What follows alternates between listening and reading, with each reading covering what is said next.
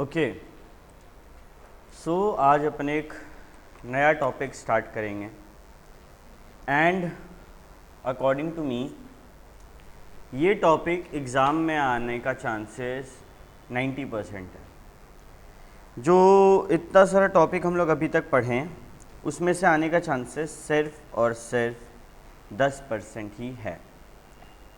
तो भैया ये टॉपिक आने का चांसेस इतना ज़्यादा है तो आप 2 क्लासेस उन टॉपिक्स को क्यों समझाएं, क्योंकि उसका भी तो आने का चांस है ना। बट इसमें आई थिंक अराउंड 1 क्लास लगेगा और सबसे इम्पॉर्टेंट क्लास आज का है इन्वेंट्री चैप्टर का। क्या है ये टॉपिक? इस टॉपिक का नाम है inventory taking. Just give me 1 second.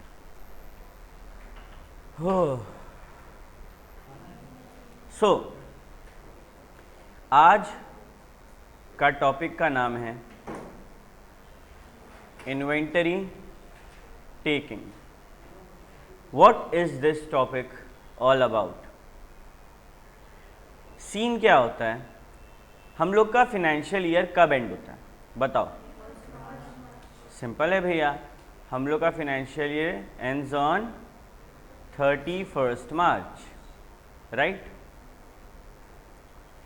तुम लोग एक कॉमन सेंस लगाओ कि जो स्टॉक है वो कितना बचा है इसका कैलकुलेशन करना पड़ता होगा। और स्टॉक बैलेंस शीट में दिखता है ना, बैलेंस शीट एज एट 31 मार्च। तो इस बैलेंस शीट में स्टॉक का वैल्यू हम लोग को एसेट साइड में लिखना है, ये तो क्लियर है।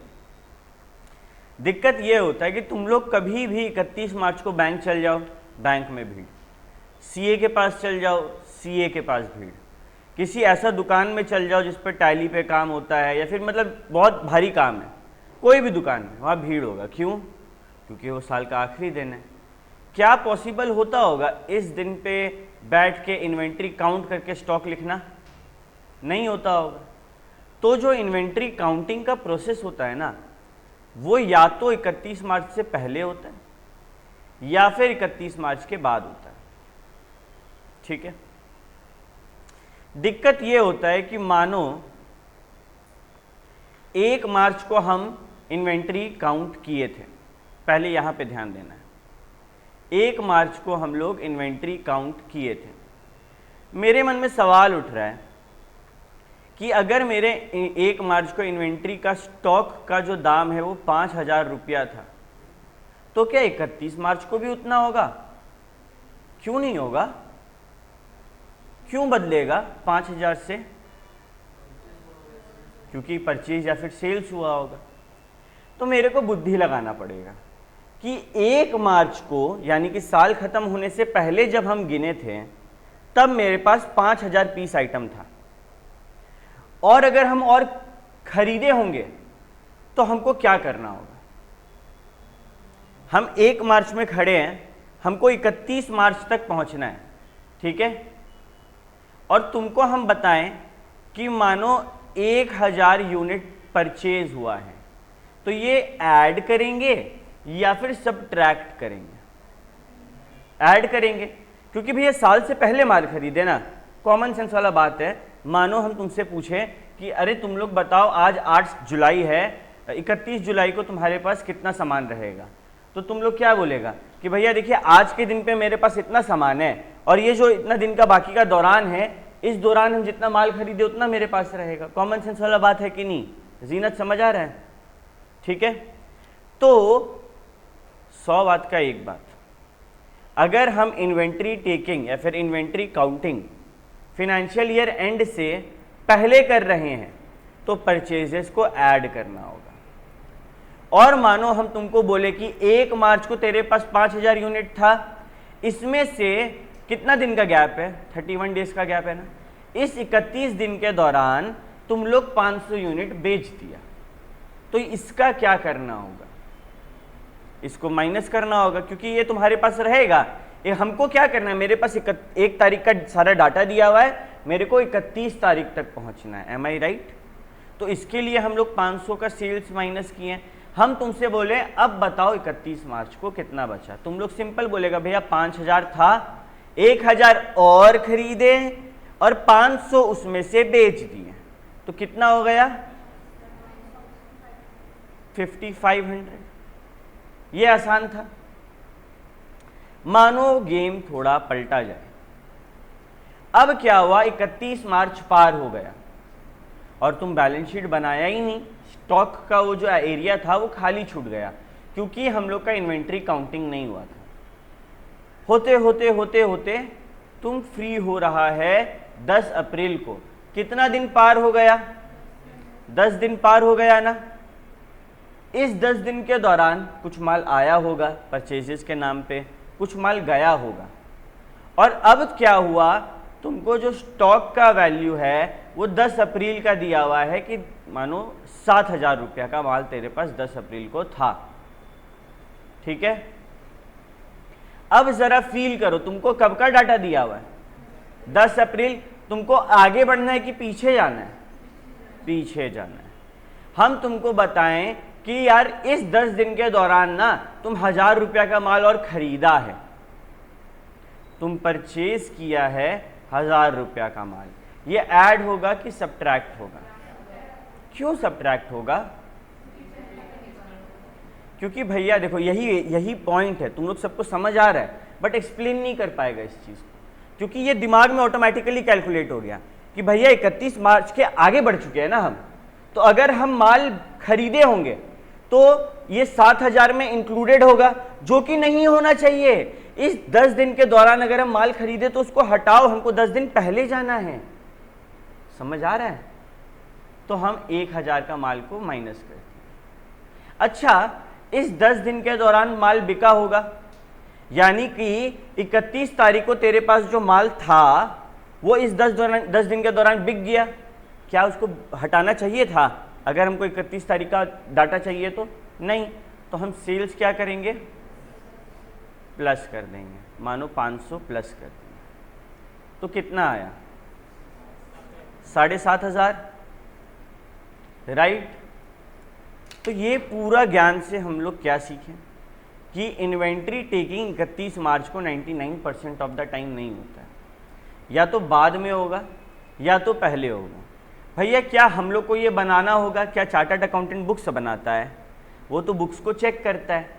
तो हम लोग को क्या करना होगा, जब हम लोग स्टॉक ऑडिट पे जाते हैं ना, तुमको हम बताएं ना, हम लोग का एक काम होता है, आगे आजा शौमिल, आगे आजा, तुमको दिक्कत हो रहा है, थोड़ा घसक जाना। क्या तेरे पीछे कौन है? भाई हर्ष, थोड़ा घसक जा, ठीक है। हम क्या सिखा रहे, कोई दिक्कत है स्नेहा? अच्छा गलत लिख दिए क्या? कितना लिखे हैं? ये वाला कितना होगा? 6,500, ठीक है, ओके। तो हम तुम लोगों को बता रहे थे कि अगर काउंटिंग कब हो रहा है हमको ये देखना है।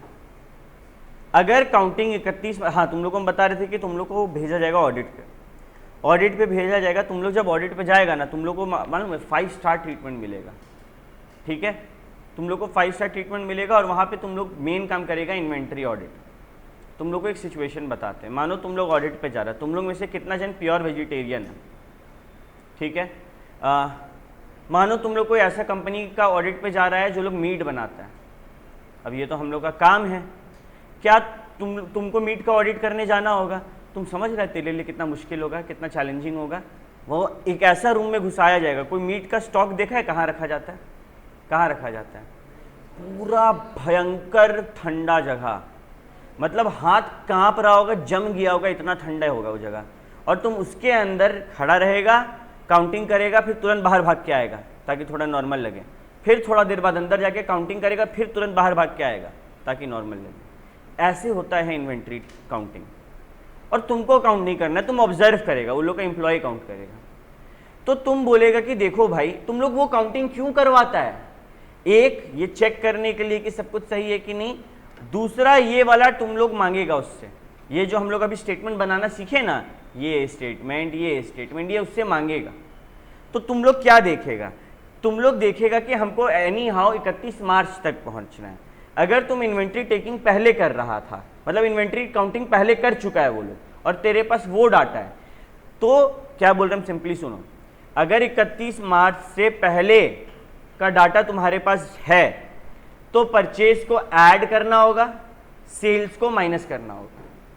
अगर 31 मार्च के बाद का इन्वेंट्री काउंटिंग डाटा तुम्हारे पास है तो परचेज को माइनस करना होगा, सेल्स को ऐड करना होगा। ठीक है। जब हम बोलते हैं सेल्स, मेरे मन में एक सवाल उठता है, यार ये जो सेल्स है ये एट सेलिंग प्राइस होगा या फिर ये COGS होगा? ये स्टॉक किस पे है? कॉस्ट प्राइस पे है। ये परचेज किस पे है? कॉस्ट प्राइस पे है। मेरे को क्लोजिंग स्टॉक किस पे चाहिए? कॉस्ट प्राइस पे चाहिए। तो सेल्स किस पे होगा? कॉस्ट प्राइस पे होगा। अब इंस्टीट्यूट हम लोग के साथ क्या करेगा? इंस्टीट्यूट हम लोग को कंफ्यूज करने के लिए परचेज के साथ खेल करेगा, उसमें टैक्स डाल देगा, डिस्काउंट डाल देगा। हम लोग को पता है क्या करना है। परचेज रिटर्न डाल देगा, बहुत आसान है। वो मजाक करेगा हम लोग के साथ, वो हम लोग को सेल्स देगा और हम लोग को ग्रॉस प्रॉफिट का परसेंटेज दे देगा या फिर निकालने बोलेगा। तो हम लोग सेल्स से हटा के COGS निकाल सकते हैं ना। सेल्स और COGS में क्या अंतर होता है? अगर मेरा दवा का दुकान है, हम बोले कि हम ₹1,00,000 का सेल्स किए, तो मतलब मेरा उतना रुपया का माल बिका और पैसा आया। क्या मेरा कॉस्ट, वो जो ₹1,00,000 का माल बिका वो हम खरीदे भी ₹1,00,000 में होंगे? हम 80,000 में खरीदे, ₹1,00,000 में बेचे। 80,000 में खरीदे, ये मेरा COGS है। ₹1,00,000 मेरा सेल्स है और 20,000 मेरा क्या है? प्रॉफिट है, मुनाफा है। सिंपल, इजी है। ठीक है। तो इन्वेंट्री टेकिंग का कॉन्सेप्ट हम लोग को समझ में आ गया। ठीक है। अब हम लोग एक सम बनाएंगे इलू 8। हम लोग नहीं, ये सम पहले हम बनाएंगे और तुम लोग देखेगा। वक्त आने पे तुम लोग से भी सम बनवाया जाएगा, बट एक सम तुम लोग को देखना बहुत ज़रूरी है कि करना क्या है। हम लोग इलू 8 बना रहे हैं और बिलीव मी, इन्वेंट्री एक ऐसा चैप्टर है जिसमें से 5 से 10 मार्क्स का क्वेश्चन आता है। और अगर तुम लोग अच्छा से ये चैप्टर कर लिया, इसको स्कोर करना मतलब बच्चा का खेल है। हम तुम लोग को रटने का भी ट्रिक बता चुके हैं और उसके पीछे क्या कॉन्सेप्ट है ये भी समझा चुके हैं। अब बस तुम लोग को याद रखना। और 90% चांस है कि ऐसा ही क्वेश्चन आता है। वेटेड एवरेज और फीफो लीफो आता है, बट मतलब रेयर केसेस में आने लगता है वो सब। ओके। सबसे पहले जब भी हम लोग सोल्यूशन बनाएंगे ना इस टॉपिक पे, हम लोग को कैसे पता होगा भैया कि मेरे को ये वाला टॉपिक पे सवाल बनाना है? हम लोग को हमेशा ना क्वेश्चन एक डाटा देगा जिसमें इन्वेंट्री होगा जो कि 31 मार्च का कभी नहीं होगा। जब क्वेश्चन में एक इन्वेंट्री का ऐसा वैल्यू मिल रहा है जो 31 मार्च का नहीं है, मतलब वो किस टॉपिक पे है? इन्वेंट्री टेकिंग के ऊपर है। इलू बनाना बड़ा आसान है इसका। सबसे पहले एक लाइन लिखेंगे, स्टेटमेंट ऑफ, लिखना नहीं है तुम लोग देखते जाओ, inventory in trade as on, कब का निकालना है? 31 मार्च 2020।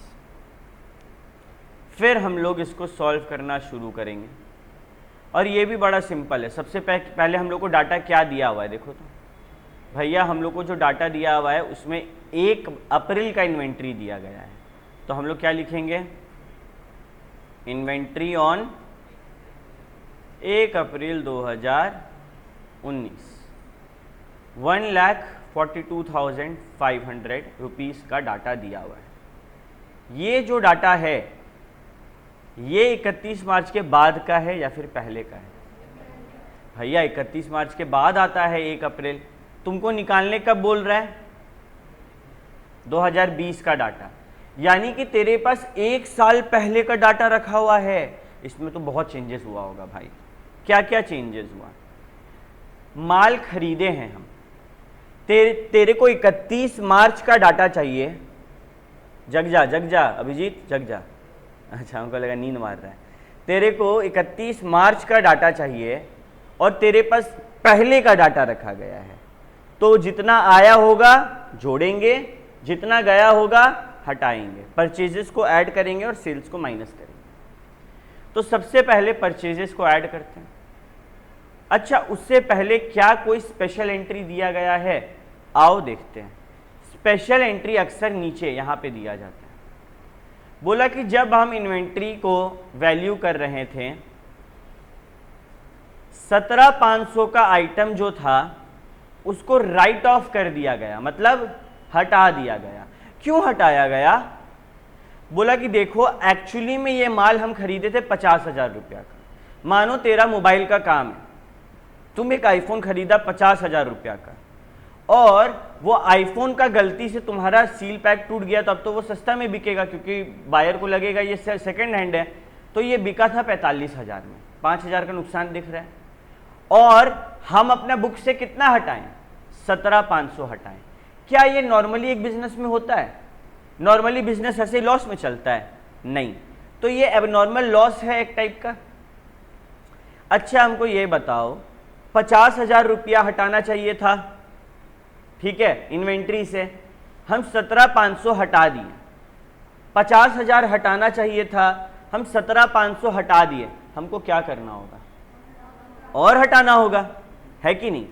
तो हम क्या किए, यहां से सबसे पहले ना ये टॉपिक से हम क्या किए, अब नॉर्मल आइटम को हटाएं। बीवी यानी कि बुक वैल्यू, वो वाला बीवी नहीं जो तुम लोग समझ रहे हैं, बीवी ऑफ एबनॉर्मल इन्वेंट्री, ठीक है। कितना हटेगा भैया? 50,000 हटाना चाहिए था, 17,500 राइट ऑफ हो चुका है, तो 32,500 और हटा देंगे। सिंपल, समझ आ रहा है जीनत? हाँ, एक बार ये टॉपिक को साइड रखते हैं, हम ऐसे समझाते हैं। मेरा दुकान है, मेरा दुकान में बहुत सारा फ़ोन पड़ा रहता है, उसमें से एक आईफोन जो है उसका दाम था 50,000 रुपया, ठीक है। ये कॉस्ट प्राइस है या सेलिंग प्राइस है? ये कॉस्ट प्राइस है। मेरे पास टोटल स्टॉक दिख रहा है लाख रुपया का, ठीक है। हम 50,000 का माल 45,000 में बेचे, हमको क्लोजिंग इन्वेंट्री निकालना है, ये मेरा सेलिंग प्राइस है। क्लोजिंग इन्वेंट्री निकालने के लिए इसमें से कौन सा वैल्यू माइनस करेंगे, 50,000 या 45,000? 50,000। क्वेश्चन बोल रहा है कि तुम खाली 17,500 ही माइनस कर चुका है, तुम 17,500 राइट ऑफ कर चुका है, तो अब हमको और कितना हटाना होगा? 50,000 हटाना चाहिए था ना, पूरा का पूरा 50,000 का फोन बिका, लेकिन हम खाली 17,500 हटाएं। मेरे से गलती हो गया, तो हमको क्या करना होगा इसको सही करने के लिए? 32,500 घटाना होगा। क्या कोई दिक्कत? बस, ओके, आगे बढ़ते हैं। तो हम देखें मेरे पास कितना रुपया का माल बचा, बोला 1,10,000 का माल बचा, राइट। फिर हम लोग वही कहानी में आए, भैया 31 मार्च का डाटा चाहिए, आपके पास पहले का डाटा दिया गया है, तो परचेजेस क्या करेंगे? ऐड। तो परचेजेस ऐड किए 7,62,500, राइट। मेरे मन में एक सवाल उठ रहा है, इस परचेजेस से रिलेटेड कुछ खर्चा भी होगा, उसको ऐड करना होगा क्या? बताओ। बोला भैया देखिए, आप हम लोग को एक एग्जांपल हमेशा देते हैं कि अगर आप एक फ़ोन ऑर्डर करते हैं या फिर आप मानिए कंप्यूटर मंगाते हैं, 20,000 रुपया कंप्यूटर का लगा, 1,000 रुपया उसका इंस्टॉलेशन का लगा और 1,000 रुपया उसका डिलीवरी का लगा, तो हम लोग 22,000 बोलते हैं। अगर हम लोग 500 रुपया उस पंडित को दे रहे हैं जो उस कंप्यूटर का पूजा कर रहा है, उसका नाम लेते हैं? नहीं। क्यों नहीं? क्योंकि वो इनडायरेक्ट एक्सपेंस है। परचेजेस में सिर्फ और सिर्फ क्या आता है? डायरेक्ट एक्सपेंस आता है, करेक्ट, ठीक है। हर ये पॉइंट समझ आया तुमको? तो डायरेक्ट एक्सपेंस आता है। तो हमको ये बताओ, क्या मैन्युफैक्चरिंग एक्सपेंस डायरेक्ट होता है? हमेशा हमेशा हमेशा हाँ।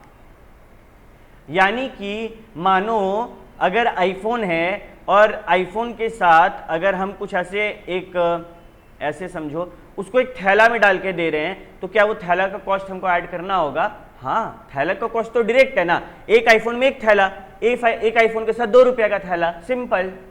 डायरेक्ट खर्चा क्या होता है? जो डायरेक्टली एट्रीब्यूटेबल होता है। हम अगर अपना स्टाफ को पैसा दे रहे हैं, क्या हम बोल सकते हैं ये आईफोन को बेचने में स्टाफ को कितना सैलरी लगा, बाइफरकेट करके बताओ? पॉसिबल है? वो स्टाफ 500 आईफोन बेचा होगा, हम कैसे बोले? लेकिन एक आईफोन के साथ कितना का थैला लगा ये तो आराम से गिन के बताया जा सकता है ना। तो हाँ, मैन्युफैक्चरिंग एक्सपेंस डायरेक्ट होता है। क्या सेलिंग एक्सपेंस डायरेक्ट होता है? कभी नहीं। कभी भी माल बेचने, क्या माल को बेचने के लिए हमको एडवर्टाइज करना जरूरी है? बिल्कुल नहीं। माल को बिकने के लिए एडवर्टीजमेंट जरूरी नहीं है। बिना एडवर्टीजमेंट का भी माल बिकेगा, उतना नहीं बिकेगा जितना बिकना चाहिए। क्या एडमिनिस्ट्रेटिव खर्चा आएगा? बिल्कुल नहीं। एडमिनिस्ट्रेटिव खर्चा कैसे आएगा? एडमिनिस्ट्रेटिव खर्चा क्या होता है भैया? सैलरी दे रहे हैं स्टाफ को, झाड़ू पोछा मारने के लिए दीदी आ रही है उसको पैसा दे रहे हैं, ये सब होता है।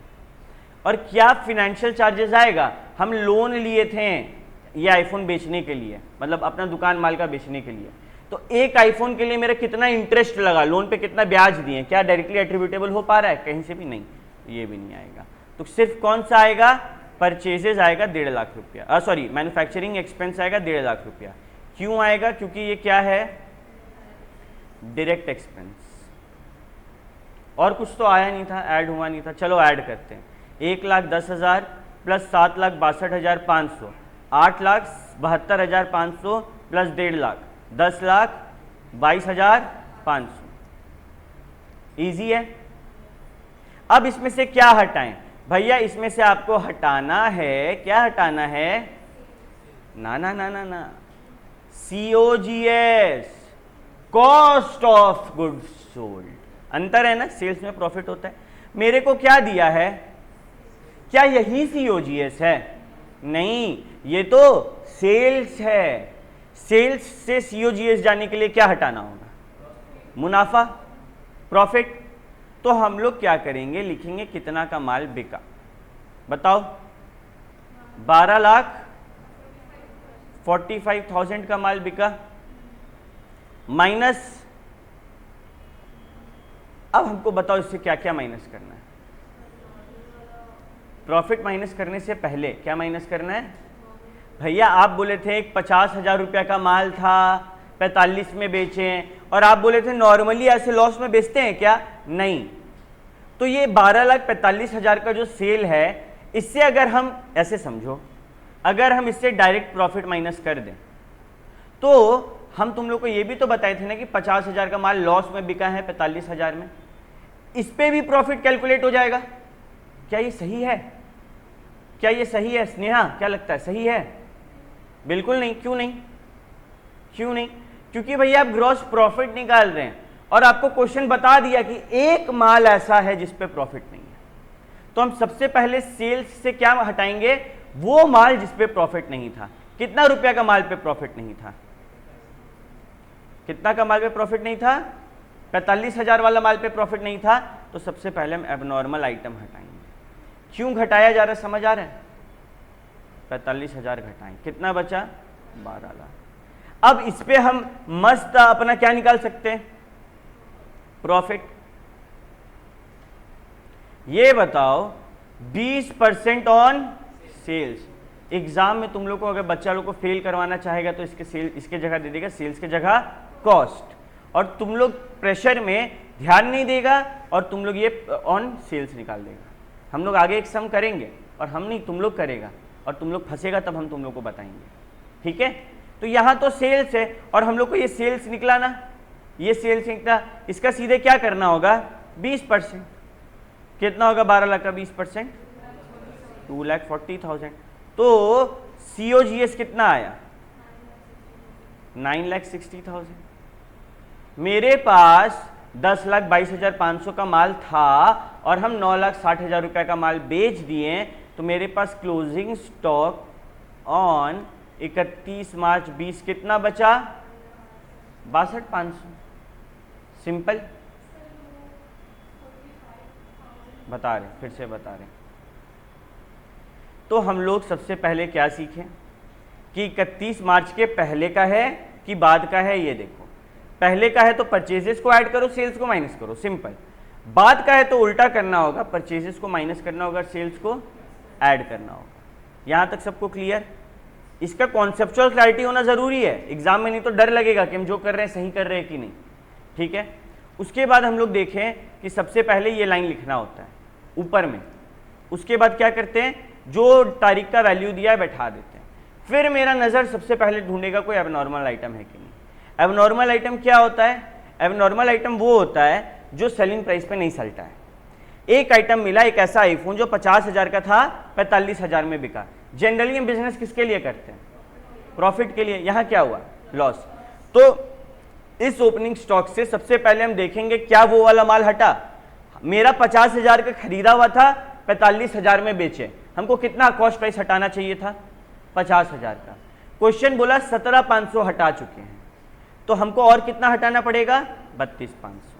फिर मेरे पास वो वैल्यू आया जो होना चाहिए था, इसमें परचेजेस ऐड किए, कोई भी डायरेक्ट एक्सपेंस था उसको ऐड किया, फिर हमको माइनस करना है COGS। मेरे को क्वेश्चन हमेशा सेल्स देगा, हम सेल्स लिख देंगे। फिर हम देखेंगे जो एबनॉर्मल आइटम था वो तो लॉस पे बिका था, जनरली सेल्स से डायरेक्ट प्रॉफिट माइनस कर दिया जाता है, लेकिन अगर कोई माल लॉस पे बिका है तो वो इसमें इंक्लूडेड होगा। अगर हम 50,000 का माल 45 में बेचें तो ये 12,45,000 में वो सेल्स भी दिख रहा होगा। और अगर हम डायरेक्ट इसका 20% करेंगे तो गलत नहीं होगा, इसका मतलब मेरे को 12,45,000 पे प्रॉफिट हुआ है, जबकि रियलिटी क्या है कि 45,000 पे प्रॉफिट नहीं है, तो हम उस 45,000 को हटाएंगे। समझ आया ये पॉइंट। 45,000 का सेल्स था जो कि एट लॉस था, हटा दो। अब 12 लाख का सेल्स दिख रहा है, इसमें प्रॉफिट कितना, बोला 20%, 2,40,000 हटाओ, 9,60,000 रुपया का माल बिका। अब हम क्या करेंगे, क्लोजिंग स्टॉक 31 मार्च का निकालेंगे ऐड माइनस करके। इजी था, समझ आया, किसी को कोई दिक्कत नहीं है। तो एक काम करते हैं, काम ऐसा करते हैं कि तुम लोग को हम जैसे समझाएंगे ना अभी वैसे पढ़ना है, ठीक है। सबसे पहले इलस्ट्रेशन 8 को देख लो, बनाना नहीं है, बुक खोलना है, क्वेश्चन को फिर से पढ़ना है, आंसर को फिर से देखना है, ठीक है। और फिर इलस्ट्रेशन 9 को बैठ के बनाना है। एक चीज़ का ध्यान रखना, अगर अभी तुम लोग ये स्टेप नहीं दोहराया, 8 को नहीं समझ के 9 में गया, 9 बन जाएगा, लेकिन 10 फिर जो क्वेश्चंस बनाना वो नहीं बनेगा। तो पहले इसको समझ लो अच्छा से, फिर आगे बढ़ो, ठीक है।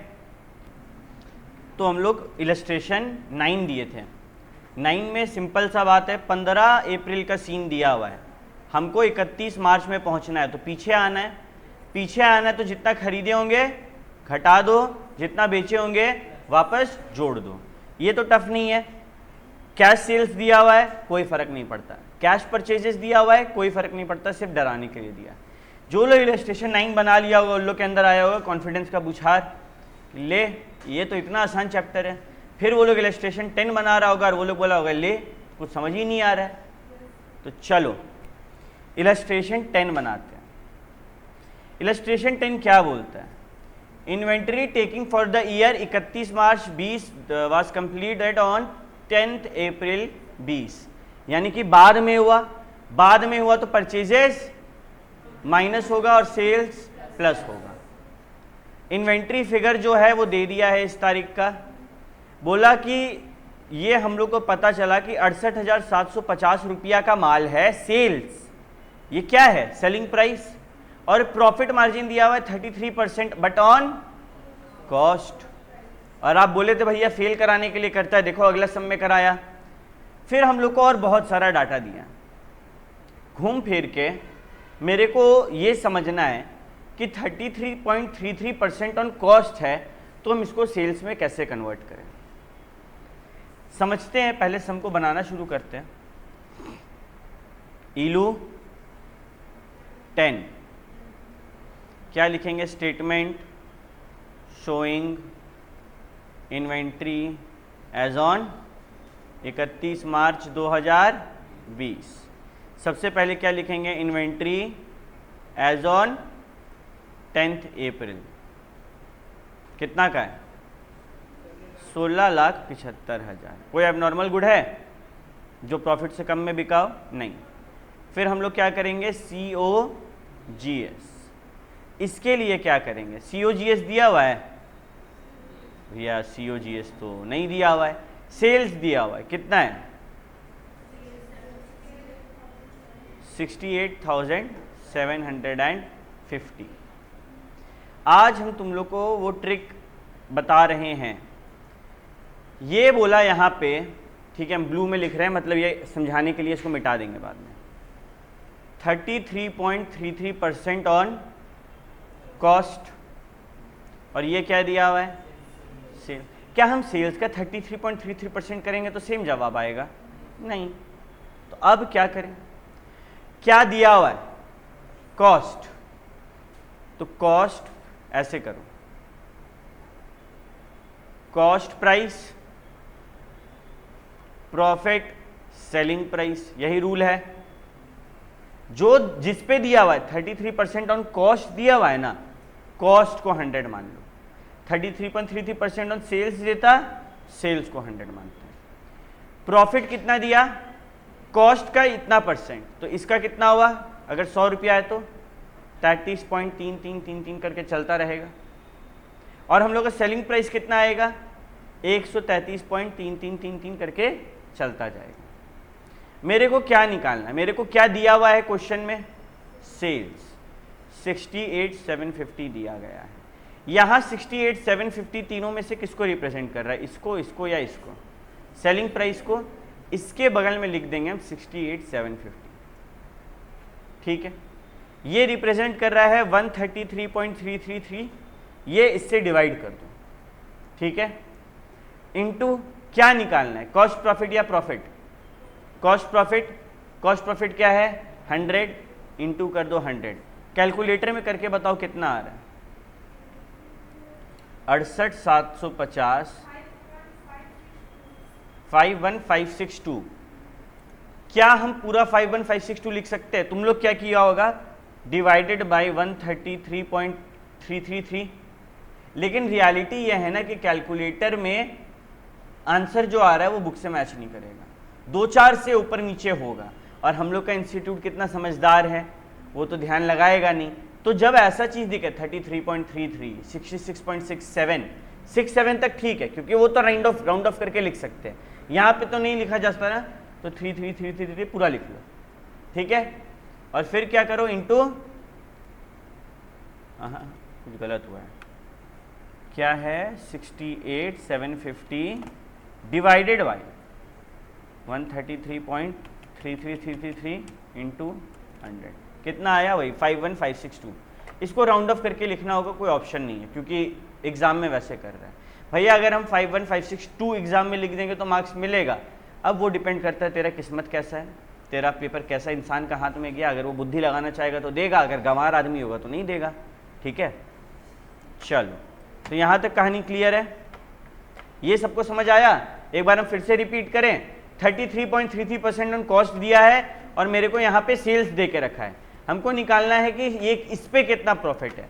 तो ऑन कॉस्ट दिया है, ऑन जो भी दिया हो, ऑन कॉस्ट है तो कॉस्ट को 100 मानो, ऑन सेल्स है तो सेलिंग प्राइस को 100 मानो, इसको 100 माने। उसके बाद कितना प्रॉफिट है, 33.33% ऑन कॉस्ट, फिर सेलिंग प्राइस निकल जाएगा दोनों को ऐड करके, फिर बगल में लिख दो कि हम लोग को एग्जाम में कौन सा वैल्यू दिया गया है, उसको डिवाइड कर दो, एरो है ना, एरो के इस तरफ जो वैल्यू है उसको डिवाइड करो एरो के लेफ्ट साइड वाले वैल्यू से, ठीक है।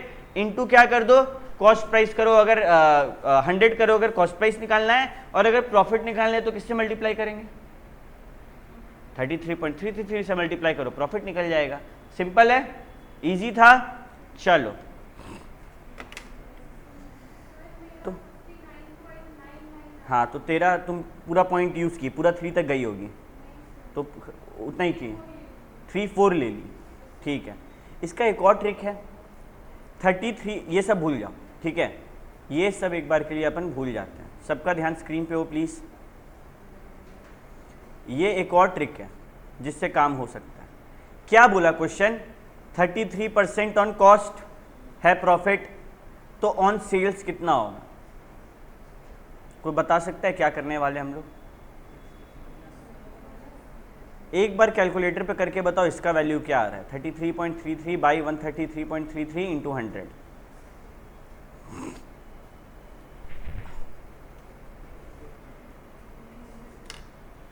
कितना बताया गया, 24.99, दैट इज 25। तो 33.33% ऑन कॉस्ट है अगर ये, तो कितना परसेंट ऑन सेल्स होगा, 25% ऑन सेल्स, और सीधे उसका 25% करेंगे, आंसर आ जाएगा। 2 तरीका है, एक में क्या किए भैया, इसके बगल में एरो मार के वैल्यू लिखे, वो वैल्यू को इससे डिवाइड किए, कॉस्ट निकालना है 100 से मल्टीप्लाई करो, प्रॉफिट निकालना है इससे मल्टीप्लाई करो। दूसरा क्या किए, ऑन कॉस्ट दिया गया था, सेम डायग्राम बना दिए, सेम टू सेम, और क्या किए, 33% ऑन कॉस्ट था ना, तो हम क्या किए, सेलिंग प्राइस में निकालने के लिए profit by selling price into 100 किए, मेरा निकल गया ऑन सेलिंग प्राइस कितना होगा। तुम लोग को दोनों में से जो मेथड ज़्यादा अच्छा लग रहा है वो तुम लोग अपना सकते हैं। तो ये सबको क्लियर हुआ। एक नहीं बल्कि दो तरीका से तुम लोग को मैं एक ही चीज़ निकालना सिखा दिए हैं। तुम लोग को जो तरीका पसंद आएगा तुम लोग अपना सकते हैं, ठीक है। अब हम लोग इस क्वेश्चन में आगे बढ़ते हैं।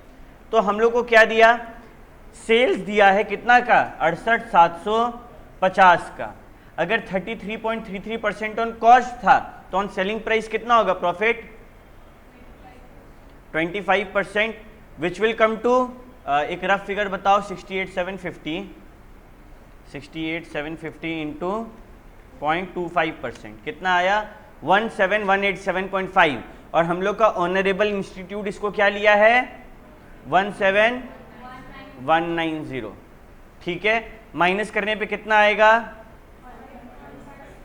51,560। ये पॉइंट सबको क्लियर है। आगे बढ़ते हैं। Purchases for the next year, अगला साल का परचेज इस साल का इन्वेंट्री में दिखा दिया गया। कितना का परचेज था, 90,000 लेस 10% डिस्काउंट। एक्चुअल में हम कितना का पेमेंट किए होंगे, 90,000 का था, 10% का ट्रेड डिस्काउंट है, सबको मिलता है। कितना का पेमेंट किए होंगे, 81,000 का। और हम क्या किए, उसको हम ना अपना इस बार का इन्वेंट्री में दिखा दिए। दिखाना चाहिए था क्या, नहीं। तो क्या करेंगे, minus purchase for next period, 90,000 का था और इसका 90% कर देंगे, क्योंकि 10% तो इसमें क्या है, ट्रेड डिस्काउंट। कितना आया, 81,000, और ये होगा माइनस। इसके बाद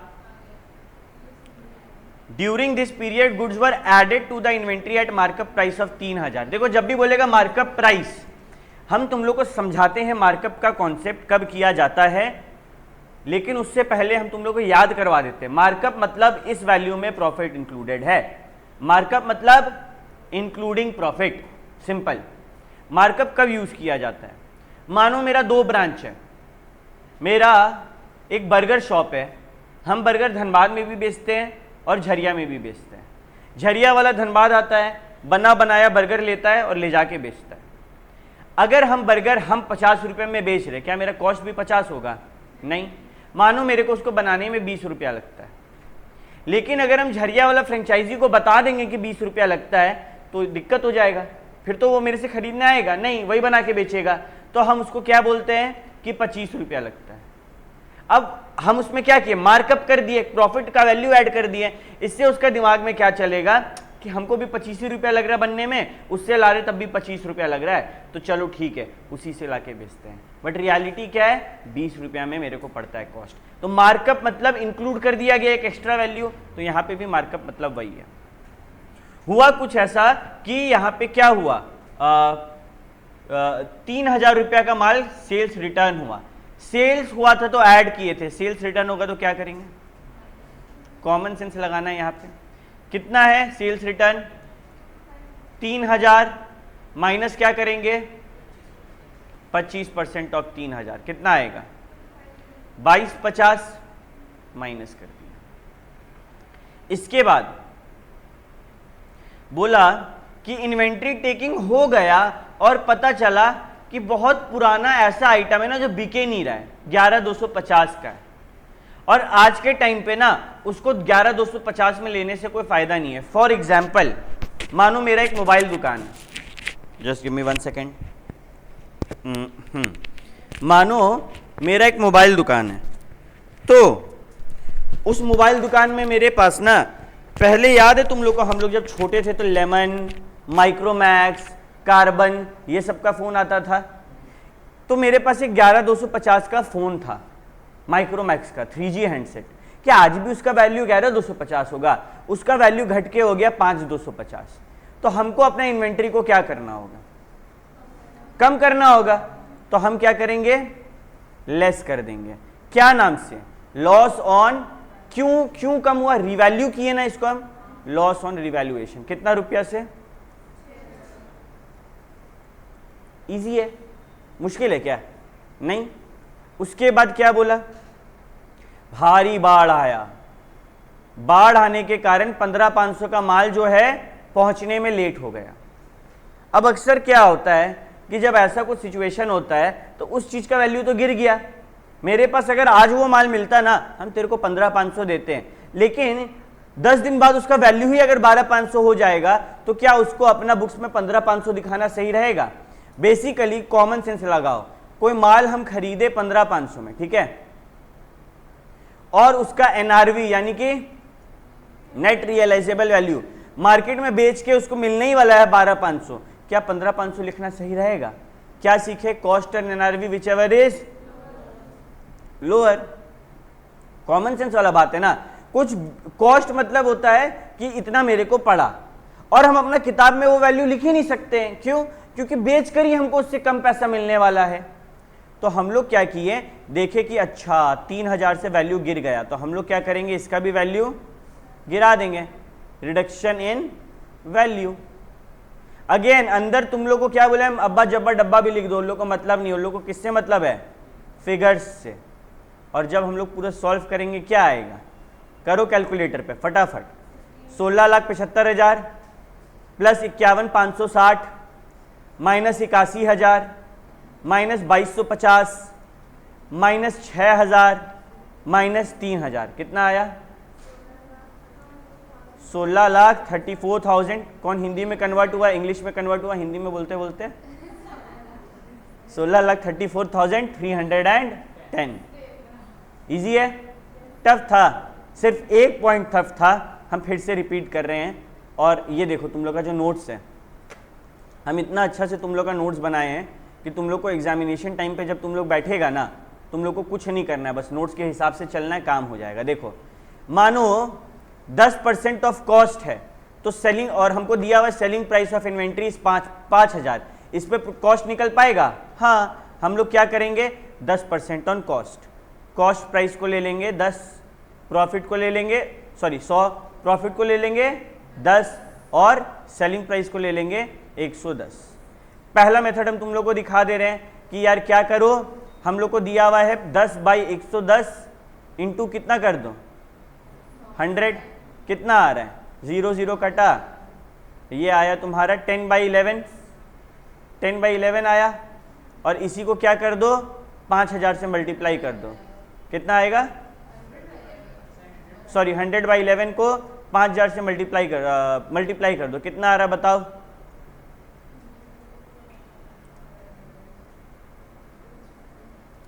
100/11 इंटू 5,000, 45 4.5, राइट। और देखो हम लोग का आंसर 45 4.5 ऐसे करके आएगा। ये मेथड 1 था। मेथड 2, बगल में बस एक एरो देके लिख दो जो वैल्यू दिया गया है, इसको डिवाइड करो इससे 110 से, ठीक है, और इंटू 100 कर दो, सेम आंसर आएगा। इजी है, समझ आ रहा है ना कहानी, बस इसमें ये पॉइंट नया था। और इस टॉपिक से रिलेटेड हम लोग का अगला सवाल है, 8 हो गया, 9 हो गया, 10 हो गया। अब क्वेश्चन 4 बनाओ, फिर 2 बनाएंगे, लास्ट में 1 बनाएंगे। पहले क्वेश्चन 4 बनाते हैं। चलो सब कोई क्वेश्चन 4 ओपन करो और ट्राई करो खुद से। पहले सम क्या बोलता है, क्वेश्चन 4 कहता है कि फिजिकल वेरिफिकेशन ऑफ स्टॉक हुआ कब, 23 जून 2020 को। तुरंत हड़बड़ा के बच्चा लोग बोलेगा ये तो 31 मार्च के बाद का है, लेकिन निकालने कब बोल रहा है वैल्यू, तो ये पहले का है या बाद का है, पहले का है। वैल्यू ऑफ स्टॉक दे दिया 48,000। अब हम उतना तामझाम नहीं करेंगे, सीधे वैल्यूज लिखना शुरू करते हैं। क्वेश्चन 4 स्टेटमेंट वगैरह लिखना होगा। फिर क्या लिखेंगे, पहला लाइन स्टॉक एज ऑन 23 जून दिया हुआ है 2020, कितना है 48 लाख। आफ्टर दैट बोला कि कुछ goods were sent on consignment. बहुत बार हम माल कंसाइनमेंट पे बेचते हैं। कंसाइनमेंट का मतलब क्या होता है कि हम किसी को माल बेच दिए हैं, मतलब हम अपना एजेंट को माल दिए हैं। हम धनबाद में रहते हैं, मेरे एजेंट मानो कतरास का है, तो हम कतरास माल भेज दिए, है वो मेरा ही माल, बस कंसाइनमेंट पे दिया हुआ, वो जब बेचेगा तब मेरा बिक जाएगा वो भी। तो consignment is the type of sales बोला कि कॉस्ट में 2,40,000 का माल अभी तक बिका नहीं है, तो हम क्या करें? ऐड करो, क्योंकि ये अनसोल्ड है ना, अभी तक अनसोल्ड गुड्स है ना। कितना का? 2,40,000 का। फिर क्या बोला? 4 लाख का माल खरीदे, जिसमें से 1,60,000 का माल मेरे पास आया ही नहीं अभी तक, वो 5 जुलाई को आया। तो कितना का माल मेरे पास परचेजेस में ऐड होगा? 4 लाख में से 1,60,000 माइनस कर देंगे, कितना ऐड होगा? 2,40,000। फिर अगला पॉइंट क्या बोला? 13,60,000 का माल बेचे on Saint on approval basis. ये क्या होता है? इसके ऊपर भी चैप्टर है, कंसाइनमेंट के ऊपर भी चैप्टर है। सेल ऑन अप्रूवल बेसिस का मतलब होता है हम तेरे को माल बेचें, तेरे को 7 दिन का टाइम दिए, अगर माल खरीदना है 7 दिन में हाँ बोलो, नहीं तो माल वापस करो। अगर 7 दिन में हाँ नहीं बोला तो हम क्या मानेंगे? मेरा माल बिक गया। ये बोल रहा है। बोला कि ऐसा 13,60,000 का माल भेजे थे, जिसमें से 3,20,000 था इतना का। तो क्या पूरा 13,60,000 का सेल्स है? नहीं, ये तो सेंट ऑन अप्रूवल बेसिस है, और इसमें से आधा माल वापस आ गया। सबसे पहले देखो, ये 3,20,000 जो है ये एट सेल्स है या कॉस्ट प्राइस है?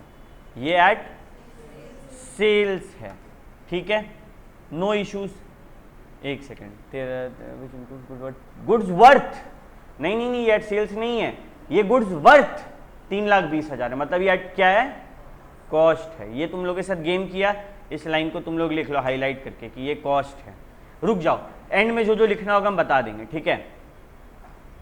तो क्या हुआ? 3,20,000 से आधा माल आ गया, तो हम कितना ऐड कर देंगे मेरा स्टॉक में? गुड्स इन ट्रांजिट बोल के, ये तो मेरा रास्ता में है ना भाई, ये तो मेरा रास्ता में है, वापस आ गया है, अभी बिका नहीं है। क्या हुआ? सेंट ऑन अप्रूवल बेसिस में हम तेरे को माल भेजे और तुम वापस कर दिया, तो ये गुड्स इन ट्रांजिट है। कितना का? 3,20,000 बाई 2, 1,60,000 का माल मेरा भी आया मेरे पास। जीनत जवाब मिल गया, ये कौन से 1,60,000 है। फिर क्या बोला कि एक सेकंड, हाँ ठीक है, और उसके बाद हम लोग आते हैं सेल्स में। बट बिफोर दैट 3,20,000 का माल है, इसमें से 1,60 वापस आया, तो 1,60,000 का माल बिका भी होगा ना, और वो क्या इस सेल्स में इंक्लूडेड होगा? बताओ तो जरा।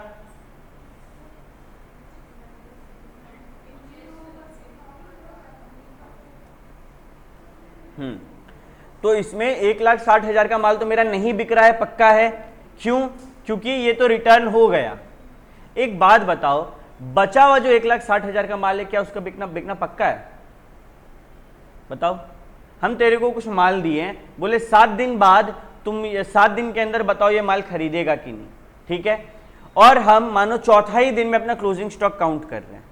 इस 4 दिन के अंदर तुम लोग मेरे को फोन करके बोला भैया 1,60,000 का माल वापस भेज दिए हैं, मतलब वो तो तुम नहीं खरीदेगा। क्या इसका गारंटी है बचा हुआ 1,60,000 का माल तुम लोग खरीदेगा? तो क्या हमको उसको क्लोजिंग स्टॉक में ऐड करना चाहिए? अगर तुम लोग को समझ नहीं आ रहा है तो अभी आएगा, रुको। मानो हम 31 मार्च को खड़े, हम तेरे को भेजें और बोले कि 10 अप्रैल तक तुम लोग बता देना 3,20,000 का माल भेज रहे हैं, खरीदना है कि नहीं। उसमें से तुम लोग क्या बोला? हम इन्वेंट्री काउंट करने के लिए बैठे हैं 7 तारीख को, 4 तारीख को फोन करके तुम बोल दिया था कि भैया हम 1,60,000 का माल नहीं खरीद रहे। तो हम क्या किए? इसको अपना क्लोजिंग स्टॉक में इंक्लूड कर दिए। क्या इसका गारंटी है कि 7 अप्रैल को हम इसका गारंटी दे सकते हैं कि जो बचा हुआ 1,60,000 है वो तुम लोग खरीदेगा? तो उसको भी हमको इंक्लूड करना चाहिए ना, तो हम उसको इंक्लूड करेंगे। बट अगेन एक सेकंड रुको। कॉस्ट हम लोग एक छोटा सा गलती करते हुए आगे बढ़े हैं, वो ठीक करना पड़ेगा। ये जो गुड्स इन ट्रांजिट तुम लोग को हम समझा रहे थे ना, एक बार ये क्वेश्चन को रिकैप करना होगा अच्छा से, ठीक है। पहला 2-3 स्टेप तो अपना एकदम सही है, ठीक है। एक सेकंड रुको।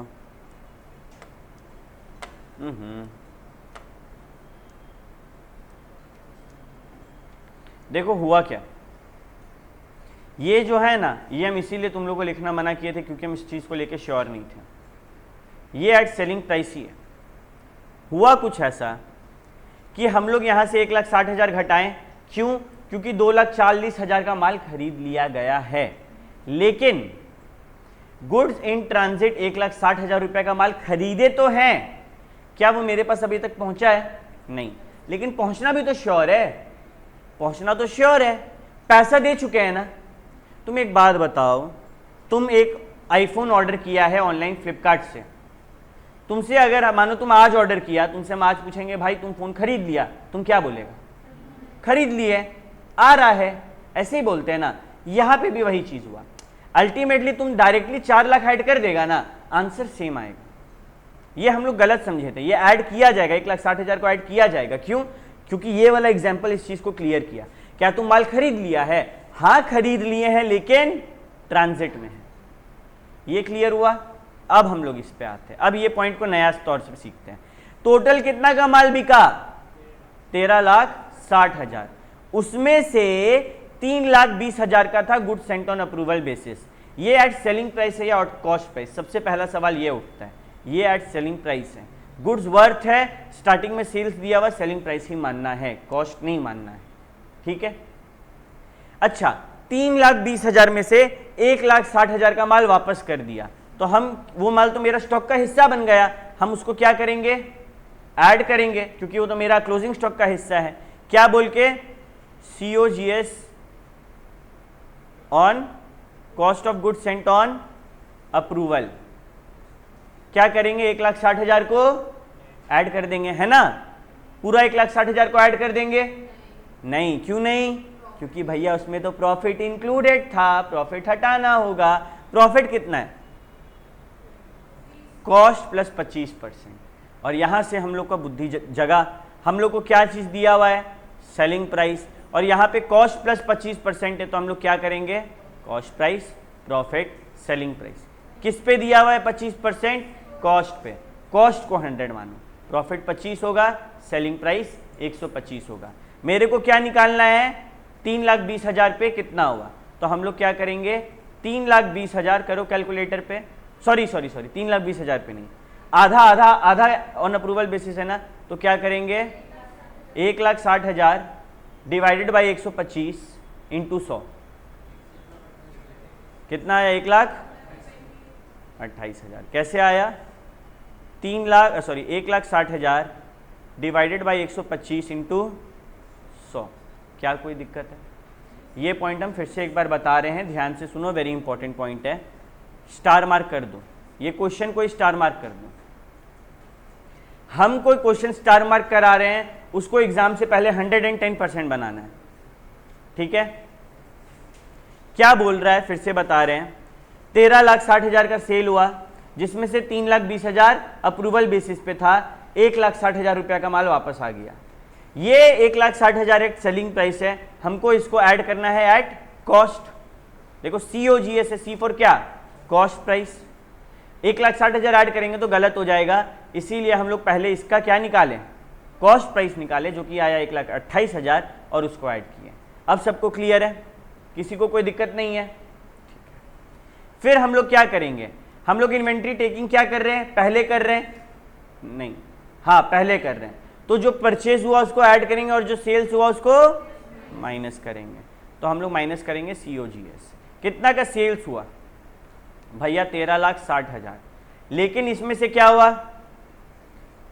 रिटर्न हो गया कितना का माल? 1,60,000। तो मेरे पास कितना का माल है सेल में? 12 लाख। और हम इस पे मुनाफा कमाए होंगे ना, ग्रॉस प्रॉफिट कितना होगा? 96,000। तो मेरा आंसर क्या आएगा? 11,04,000। किसी को कोई दिक्कत? फटाफट कैलकुलेटर उठाओ और करो। लॉस भी है, कहाँ? लास्ट पॉइंट क्या बोल रहा है? अच्छा, however goods costing 2,40,000 has been sold for 1,20,000। 2,40,000 का माल 40,000 हैज बीन सोल्ड और 1,20,000। तो उस पर हम लोग को प्रॉफिट नहीं लेना चाहिए, राइट? ठीक है, ग्रॉस प्रॉफिट हम लोग का कितना आया था? 96,000।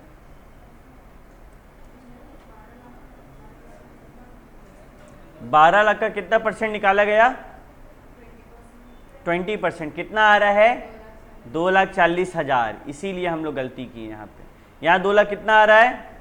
40,000। बट हम लोग को यहाँ क्या करना होगा? Working note 1। क्यों? क्योंकि भैया इसका अगला पॉइंट में क्या हुआ? लॉस दिख रहा है ना? कितना का? बोला टोटल सेल कितना का दिख रहा है मेरा? 12 लाख। राइट या रॉन्ग?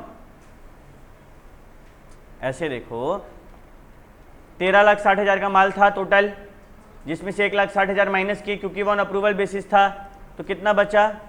12 लाख रुपया। इसमें से क्या बोला कि 2,40,000 रुपया का माल ऐसा है जो कि किस पे बिका है?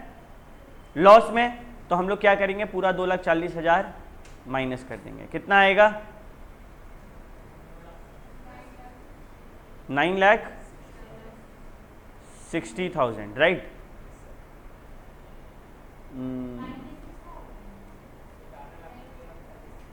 एक सेकंड रुको, एक काम करते हैं, पूरा सेल्स का ही शीट बना देते हैं, आसान हो जाएगा। टोटल सेल्स कितना का है ये बताओ?